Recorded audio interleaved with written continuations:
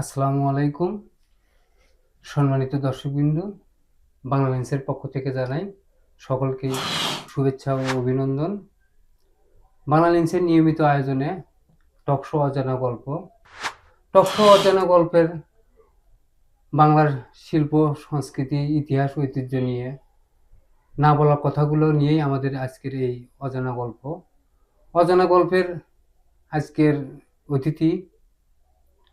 অতিথি আলোর প্রদীপের চেয়ারম্যান এম মেহরুল। আমরা কথা বলবো আলোর প্রদীপের চেয়ারম্যান এম মেহরুলের সঙ্গে। মেহরুল, আপনাকে বাংলালিন্সের পক্ষ থেকে স্বাগত। আপনাকেও ধন্যবাদ বাংলালিন্সের এই আয়োজনে অজানা গল্পে আমাকে আমন্ত্রণ জানানোর জন্য। ধন্যবাদ মেহরুলকে। আমি জানতে চাইব, আলোর প্রদীপ যে সংগঠন, সামাজিক সংগঠন, এই সংগঠনের পিছনের গল্পটা কি এবং শুরুর গল্পটা কি? আচ্ছা, ধন্যবাদ। খুব সুন্দর একটা প্রশ্ন, তথ্য জানার চেষ্টা বলেছেন। এই গল্পটা আসলে অনেকেরই অজানা, তবে এটি একটি বাস্তব ঘটনার পরিপ্রেক্ষিতেই মূলত আমাদের এই অজানা গল্প, মানে আলোর প্রদীপ যুব সংগঠনের যে কার্যক্রম বা শুরু, সেটা আমরা কিভাবে করলাম সেটা একটু বলার চেষ্টা করছি। আমি আমার দাদু ছিলেন হোমিও ডাক্তার, পল্লী চিকিৎসক। তা একদিন বৃষ্টির দিনে উনি বারান্দায় বসে বেশিরভাগ সময় রুগী দেখেন। আমিও বসেছিলাম। তো সেখানে আমার পার্শ্ববর্তী গ্রামের এক ভাবি হয় সম্পর্কে। তো তিনি আসলেন, তার চিকিৎসা নেওয়ার পরে সেদিন প্রচন্ড বৃষ্টি হচ্ছিল আর কি। তা উনি বৃষ্টিতে আটকা পড়ে যে বসে আছে, অনেক ধরনের গল্পই হচ্ছে। তো এক পর্যায়ে দাদা তাকে জিজ্ঞেস করলেন যে তার ছেলে মেয়ে পড়াশোনা করে কিনা, স্কুলে যাচ্ছে কিনা, এই বিষয়টা। তো সেই ভাবি খুব আক্ষেপের সুরে জানালো যে অর্থের অভাবে তার ছেলে এবং মেয়ের পড়াশোনা করানো খুব মুশকিল হয়ে যাচ্ছে, স্কুলে যাচ্ছে না। তার বাবা গাইড কিনে দিতে পারে না, স্কুল ড্রেস কিনে দিতে পারে না, যার কারণে মানে ছেলেটা স্কুলে পাঠালেও মেয়েকে আসলে স্কুলে ওইভাবে পাঠাইতে পারতেছে না।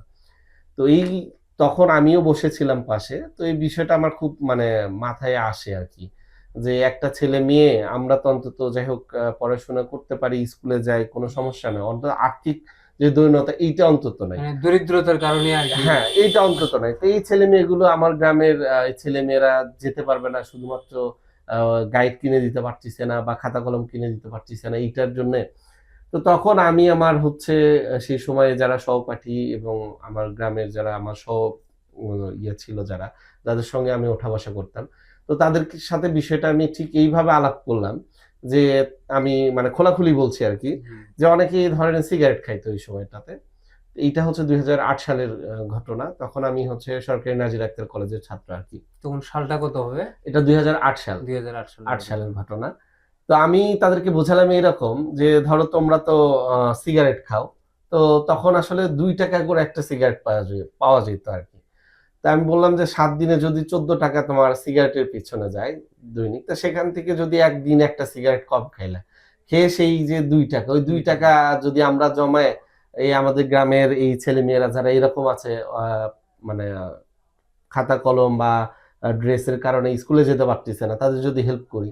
তা বিষয়টা অনেকেই হাস্যচ্ছলে নিয়ে ফেললো যে ৳২ দিয়ে জমায় আসলে এটা করা সম্ভব হবে না। তো আমার এক বড় ভাই ছিল এবং আমার সহপাঠী মহসিন আলী। তো উনি কি যেন মনে করে আমার হাতে সেইদিন ৳২ দিয়ে বলল, "দেখেন এই ৳২ দিয়ে কিছু করা যায় কিনা।" তো সেই ৳২ থেকে আসলে শুরু, এবং আস্তে, আস্তে আমরা জমালাম। সেখান থেকে আরকি শুরু। আচ্ছা, এই সংগঠনের যেটা বললেন ইতিমধ্যে, জি, যেটা শিক্ষা সহায়তা, জি। গরিব শিশুদের লেখাপড়ার জন্য শিক্ষা সহায়তা। এছাড়া আর কি কার্যক্রম এই সংগঠন থেকে হয়ে থাকে? আমরা মূলত আমাদের উদ্দেশ্যটাই কিন্তু এইটা যে, আমাদের গরিব শিক্ষার্থী যারা মানে আছে, মূল লক্ষ্যটা ছিলই ওইটা। যে হ্যাঁ, হ্যাঁ, ওইটাকে উদ্দেশ্য করেই মূলত আমাদের যাত্রা আসলে। যে যারা পড়াশোনা করতে পারতিছে না বা স্কুল থেকে ঝরে পড়ার যথেষ্ট সম্ভাবনা আছে, এই ছেলে মেয়েদেরকে আমরা আবার স্কুলে ফেরত নিয়ে যেতে চাই। এর পাশাপাশি আমরা দেখলাম যে আমাদের ওই সময় মাদকের একটা ব্যাপক প্রভাব ছিল। আমরা মাদক বিরোধী কার্যক্রম সাথে নিলাম। তারপরে বাল্যবিয়ে, ছোট, ছোট মেয়ের বিয়ে হয়ে যাচ্ছে। সেইটা কিভাবে প্রতিরোধ করা যায় সেইটার কার্যক্রম হাতে নিলাম। আ পরবর্তীতে ২০১৩ সালে এই ছেলেমেয়েরা যেহেতু সবাই দরিদ্র পরিবারের সন্তান, তো এদের পুষ্টির ব্যাপারটা ছিল, ঘাটতি ছিল। এরা পুষ্টিগত দিক থেকে অতটা আসলে ভালো খাবার দাবার যেহেতু পায় না পরিবার থেকে, তো সেখানে তাদের পড়াশোনা করা, দৈনন্দিন যে খাবার এইটা দেয়া বাবা মার জন্য কষ্টকর অর্থের অভাবে, তাদের আমরা পুষ্টির কথা চিন্তা করে তাদের পুষ্টি কার্যক্রম নিয়ে আসলাম। এবং পরবর্তীতে হচ্ছে আমরা যুব উন্নয়ন অধিদপ্তরের সাথে যখন যুক্ত হলাম, তখন বেকার এলাকার বেকার নারী এবং যুব যারা আছে তাদের প্রশিক্ষণ প্রদানের মাধ্যমে আত্মকর্মসংস্থানের ব্যবস্থা, কিভাবে নিজেকে স্বাবলম্বী করতে পারে, এই কাজগুলোই মূলত আমাদের চলমান আছে। জি, আমরা ইতিমধ্যে আমরা দেখছি চলার পথে যে আলোর প্রদীপ সংগঠনের পক্ষ থেকে মাদক বিরোধী একটা ক্যাম্পেইন জি চলছিল। জি এই মাদক বিরোধী ক্যাম্পেইনে কতটুকু অগ্রসর হতে পারছি এবং সামাজিকভাবে মাদক বিরোধী ক্যাম্পেইনে কতটা সফলতা এবং আউটপুট পাওয়া গেছে এই সমাজে, আমি এটা জানতে চাচ্ছিলাম। ধন্যবাদ আপনাকে। আসলে আমাদের মাদক বিরোধী ক্যাম্পেইন হচ্ছে বছরব্যাপী, আমরা 2014-তে একবার করেছিলাম এবং 2019-এ একবার করেছিলাম, সমগ্র উপজেলা ব্যাপী সমস্ত আপনার শিক্ষা প্রতিষ্ঠান যেগুলো ছিল এবং বাজার, স্থানীয় যে বাজার, ছোট ছোট বাজার, বড় বাজার, এই বাজারগুলোতে আমরা গিয়েছি, আমরা দাঁড়িয়েছি। লোকজনকে আমরা সচেতন করার জন্য যে কথাবার্তাগুলো আছে, স্থানীয় সেখানকার যারা জনপ্রতিনিধি ছিল তাদেরকে সম্পৃক্ত করেছি, সুধীজনকে সম্পৃক্ত করেছি। তারপরে আমাদের মূল লক্ষ্যটা আসলে এই একটা জায়গাতে, সেটা হচ্ছে আমরা কিন্তু অনেক ক্ষেত্রে একটা জিনিস চিন্তা করি না। একটা মানুষ যখন জন্ম নেয় তখন সে কিন্তু হচ্ছে ফুলের মতো পবিত্র হিসেবে জন্ম নেয়। তো সেই মানুষটা যখন মাদকাসক্ত হয়ে যায়, সেটা কিন্তু সে জন্মগতভাবে হয় না। সে কিন্তু পরিবারের বিভিন্ন পারিপার্শ্বিক সামাজিকতার অস্থিরতা, বা হচ্ছে এই মাদকের যে সহজলভ্যতা, বা তার হচ্ছে একটা অজানা জানা সঙ্গদোষ, এগুলোর কারণে কিন্তু সেই পথে চলে যায়, বা তার হচ্ছে বিষণ্ণতা থাকতে পারে, বা প্রেম ঘটিত কোনো বিষয় থাকতে পারে, এগুলোর কারণে কিন্তু হয়। তা আমরা মানে সমস্যা যে এটা তো আমরা বলি হচ্ছে সমস্যা, কিন্তু দেখা যায় কি, যে পরিবারে মাদক সেবী সন্তান আছে ওই পরিবারটাকে সবাই আশেপাশে যারা আছে তারা একটু সাইড কাটে রাখে, তাকে কিন্তু সাথে নিতে চায় না।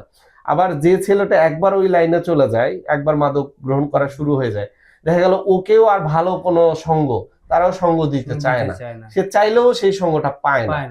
তো এই জায়গাতে আমরা চিন্তা করছি যে এই জায়গাতে আমাদের কাজ করা দরকার। কারণ একটা ছেলেকে আমি যদি বুঝে নিয়ে আসতে পারি যে না, আর বড় সমস্যাটা হচ্ছে কি, আমরা এরকমও চিন্তা করি যে আপনার জ্বর হয়েছে, আপনি জ্বরের জন্য আমাকে কিন্তু বলতে হচ্ছে না আপনি ডাক্তারের কাছে যান, আপনার জ্বর হয়েছে, আপনার প্রয়োজনে আপনি ডাক্তারের কাছে যাচ্ছেন, মেডিসিন নিচ্ছেন। এইটাও কিন্তু আমরা এই সমস্যাটাকে এইভাবে মূল্যায়ন করতেছি যে মাদকটা হচ্ছে আমাদের সমাজের এইরকম একটা ভাইরাস বা সমস্যা, এইটা শুধু আমার সমস্যা না। আমরা এটাই বোঝাতে চাই যে এইটা হচ্ছে পাশের বাড়ির সমস্যা না, বা পাশের ছেলে মেয়ের প্রতিবেশীর সমস্যা না, এটা হচ্ছে আপনার আমার সবার সমস্যা।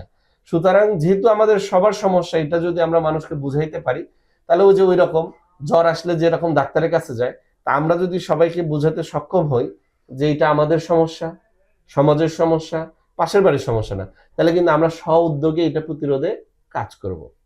আর অনেকেই বলেন যে যারা মাদক গ্রহণ করে তাদেরকে জেলে দেন, মারধর করেন, ইহ্যান করেন, ত্যান করেন। আমরা এইটার আসলে একটু বিরোধী। কি কারণে? আমি শুরুতে বললাম না যে সে তো আসলে ভালো মানুষ হিসেবে জন্ম নিয়েছে, কোনো না কোনো কারণে সেই বিপথে গেছে। তো এই তাকে আবার সুপথে নিয়ে আসার দায়িত্ব কিন্তু আমাদেরই। এখন তাকে যদি আমরা ফেলে দেই, তাহলে সে তো গেল, সাথে দেখা গেল সে আরো 10 জনকে নিয়ে চলে যাবে। অথচ তাকে যদি আমরা আবার সঠিক পথে নিয়ে আসার চেষ্টা করি, তাকে সেই সুযোগটা দেই, দেখা গেল সে তার জীবনের গল্প যদি আরো 10 জনের কাছে করে, তাহলে ওই 10 জন সেখান থেকে শিক্ষা নেবে এবং এই পথে আর যাবে না। আমরা মূলত এই কাজটাই করার চেষ্টা করছি, মানুষকে সচেতন করার কাজটা করছি। তো এই আন্দোলনে মোটামুটি আমরা বলতে গেলে উপজেলার একটা ব্যাপক একটা সাড়া পেয়েছিলাম মানুষের মধ্যে। আমাদের হচ্ছে আপনারাও সহযোগিতা করেছেন, সবাই সহযোগিতা করেছে এবং মানুষের মধ্যে একটা বড় প্রভাব পড়েছিল এটা। কিন্তু খুব সুন্দর কাজ আমরা দেখছি ইতিমধ্যে যে আসলে সোনাতলার অনেক সংগঠনই আছে যারা কিন্তু এই মাদকের বিরুদ্ধে ওইভাবে, আসলে যারা প্রশাসনের যারা দায়িত্ব আছে তারা কিন্তু তাদের দায়িত্বের ঠিক যেটুকু না হলেই নয় এটা বাস্তবায়ন। ইতিমধ্যে গত অতীতে যে সরকার তারা কিন্তু মাদকের বিরুদ্ধে 0 টলারেন্স ঘোষণা করেছিল কোনো এক সময়, সেই সময় মোটামুটি আমরা দেখছি প্রশাসনের ভালোই তৎপরতা ছিল এবং তারা মাদকের বিরুদ্ধে কঠোর পদক্ষেপ গ্রহণ করছিল। তো সেই জায়গা থেকে আমি আলোর প্রদীপ সংগঠনের যে তৎপরতা বা ক্যাম্পেইন, জায়গায় জায়গায় ক্যাম্পেইনের মাধ্যমে সচেতনতা তৈরি করা এটা খুব বিশাল একটা গুরুত্ব পায় না, আমরা আমাদের সমাজের দিক জন্য। থেকে চেষ্টা করেছি আসলে মানুষকে সচেতন আমি করা যায় আমি কিনা। জানতে চাইবো আরেকটা জিনিস, যে সমাজের যে তরুণরা আছে, তরুণ জি, জি, তরুণী আছে, জি। তাদের জন্য এই সংগঠনের পক্ষ থেকে আসলে কি ধরনের কাজ, এবং সেই কাজ কতটুকু অগ্রসর হয়েছে আলোর প্রদীপের পক্ষ আপনি থেকে? ধন্যবাদ। এইটা হচ্ছে একটা ভালো প্রশ্ন করেছেন যে আমাদের সমাজে যারা এখনকার জেনারেশন আছে, জেনারেশন। যারা তরুণ, আসলে দেখেন এই বিপথে যায় কিন্তু হচ্ছে যারা এই তরুণ বয়সে থাকে, এই যে 17, 18, 14, 15 বছরের এই ছেলে মেয়েরাই কিন্তু এই বিপথে বেশি যায়। বেশি কারণ যায়। তাদের হচ্ছে ওই ধরনের মানে অনুধাবন করা, খারাপ ভালো মন্দ বিচার বিশ্লেষণ করার ওই বুদ্ধিটা অতটা হয় না। আমরা এই যে দেখেন আমরা আমাদের সংগঠনে যে ছেলে মেয়েগুলো কাজ করছে, আমাদের এই ভালো কাজগুলোর সাথে বা এই সোশ্যাল ওয়ার্কের সাথে, আপনি শুধু আমাদেরটা না, এই যে যারাই এই ধরনের সামাজিক উন্নয়নমূলক কাজকর্মের সাথে যুক্ত আছে এই ছেলে মেয়েগুলোর দিকে দেখেন, এরা কিন্তু বিপথে যায় না, এরা ভালো হয়। কারণ হচ্ছে কি, তাদের ভিতরে ওই চর্চাটা হয়। এবং এই যে সংস্কৃতির চর্চাটা যদি থাকে, সামাজিকতার চর্চাটা যদি ছেলে মেয়েদের মাঝে আমরা দিতে পারি, তাদের এই যে বর্তমানে যে ধরেন ইন্টারনেট আসক্তি, মোবাইল, আমি বলতেছি না ইন্টারনেট প্রয়োজন নাই বা মোবাইল প্রয়োজন না, যেহেতু এটা আমাদের এখন প্রয়োজনীয় জিনিস, কিন্তু আসক্তি একটা জিনিস আর কাজের প্রয়োজনে ব্যবহার করা ভিন্ন জিনিস। আমরাও এই ধরেন এই কাজকর্মের মধ্য দিয়ে তাদেরকে যদি আসক্তির জায়গা থেকে নিয়ে এই বিষয়গুলোকে, মোবাইল ইন্টারনেট এগুলোকে যদি তার কর্মজীবনের কাজে ব্যবহার করতে পারে, তাহলে সে কিন্তু লাভবান হবে। আসলে প্রযুক্তি যেটা আসছে হ্যাঁ, আমাদের মাঝে, এটা তো সঠিক আসলে ব্যবহারের জায়গা, সঠিক ব্যবহার করতে হবে। সঠিক ব্যবহারের সঠিক জায়গায় ব্যবহার যেন না যেতে করলে পারে, সেটাই সমাজের জন্য একটা একটা খারাপ দৃষ্টান্ত খারাপ তৈরি দৃষ্টান্ত করবে। তৈরি হয়। আমাদের যুব সমাজের প্রতি আহ্বান থাকবে একটাই, যে আমরা আসলে এই যে সমাজের অস্থিরতার এই জায়গা থেকে আমরা মানে খারাপগুলোকে বর্জন করে আমরা ভালোগুলোকে যেন গ্রহণ করি।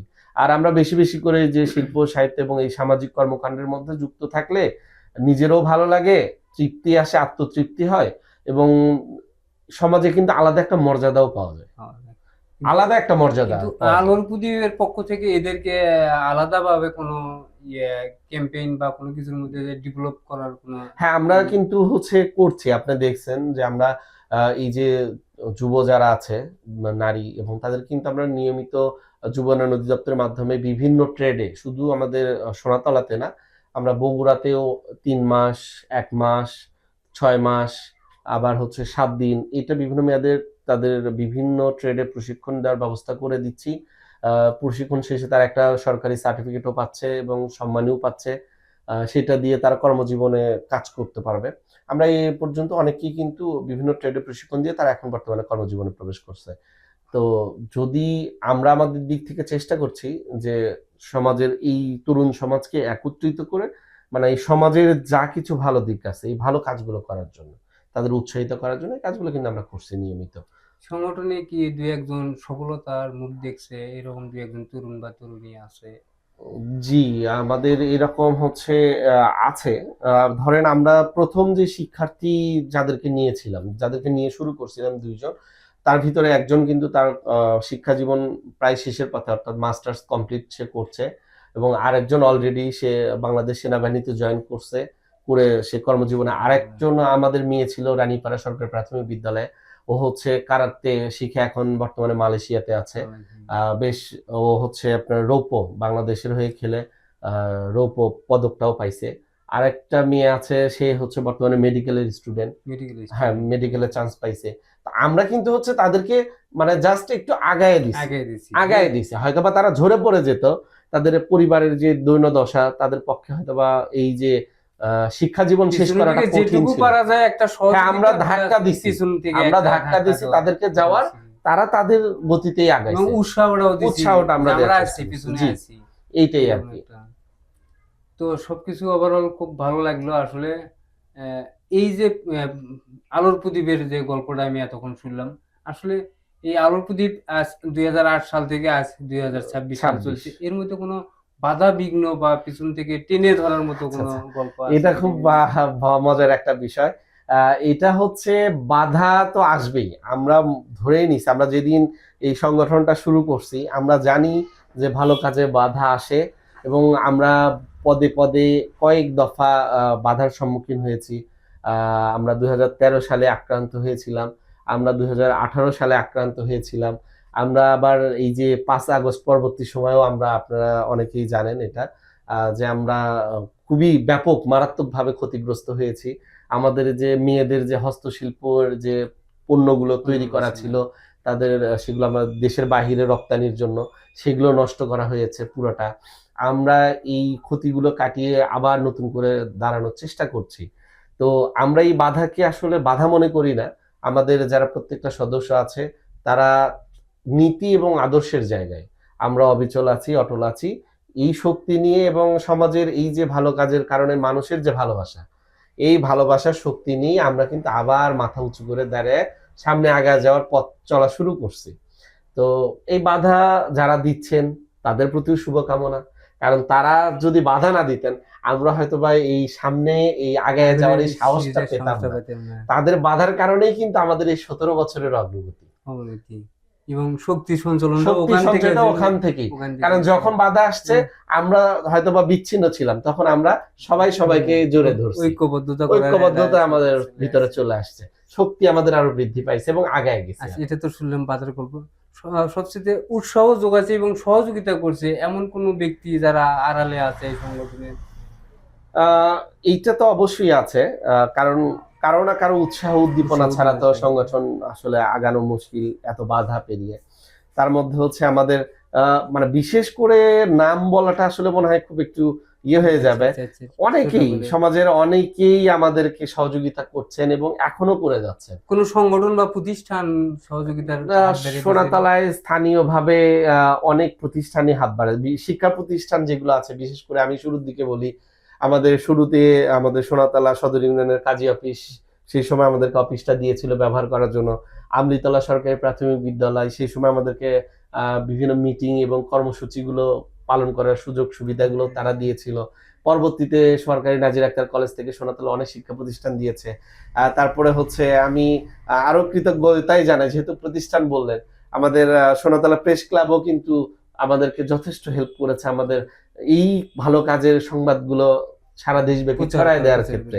কারণ তারা যদি সহযোগিতা না করতো তাহলে আমাদের কাজগুলো কিন্তু সারা দেশের মানুষ জানতে পারতো না। সেক্ষেত্রে সোনাতলা প্রেস ক্লাবের যারা সাংবাদিক ছিলেন তারাও হেল্প করেছেন, তাদের প্রতি কৃতজ্ঞতা। প্রশাসন, স্থানীয় এবং বিশেষ করে সোনাতলার রাজনৈতিক নেতৃবৃন্দ যারা ছিলেন, সুধীজন ছিলেন, যথেষ্ট হেল্প করেছেন।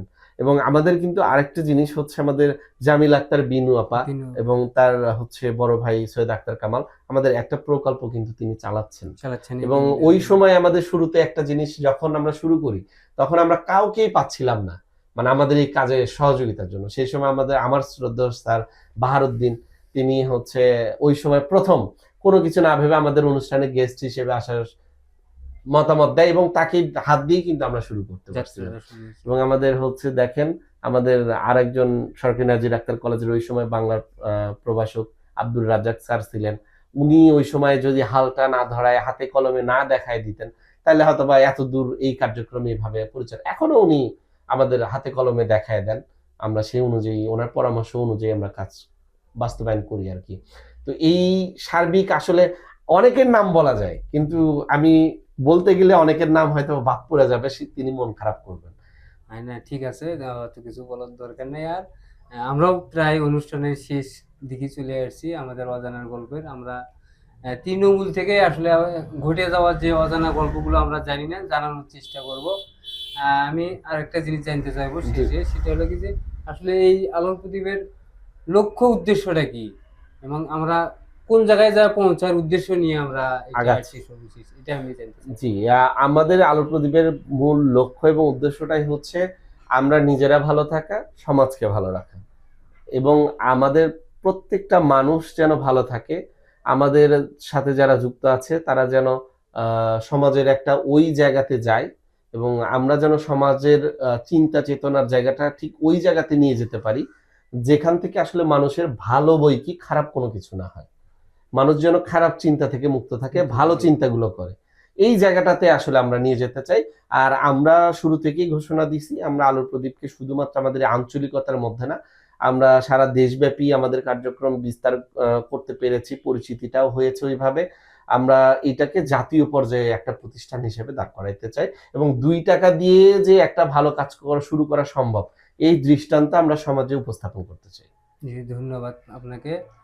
আমি সবাইকে জানাতে চাই যে আসলে 2 টাকা ইচ্ছা শক্তিটা হলো বড় জিনিস। ইচ্ছা শক্তির থেকে 2 টাকা দিয়ে আজকের আলোর প্রদীপ কিন্তু সেই আলো ছড়িয়েছে শুধু সোনাতলা উপজেলায় না, বগুড়া জেলায় না, তথা তারা কিন্তু সারা বাংলাদেশকে চিহ্নিত করেছে এবং আলোর প্রদীপকে দেখিয়ে দিয়েছে যে ইচ্ছা শক্তি হলে বড়। আজ সিগারেট না খেয়ে 2 টাকা সঞ্চয় করে তারা এই শিক্ষা সহায়তা নানান প্রকার প্রকল্প এবং যুব উন্নয়ন থেকে বিভিন্ন ট্রেডের প্রশিক্ষণ নিয়ে তারা যুব এবং যুবতী তরুণদেরকে নিয়ে তারা ডেভেলপ ঘটিয়েছে। আমরা দোয়া করব এই সংগঠনটি শুধু দেশের ভিতরেই না, তারা যেন দেশের বাইরেও চলে যেতে পারে, এই দোয়া থাকবে। এবং আমরা যে বিভিন্ন পর্যায়ে সাংবাদিক বা আমরা যে প্রেস ক্লাব সংশ্লিষ্ট যে সকল সহকর্মী আছে তাদের মাধ্যমে তাদেরকে তুলে উঠে নিয়ে আসতে পারি, এই সহযোগিতা আমি কামনা করছি।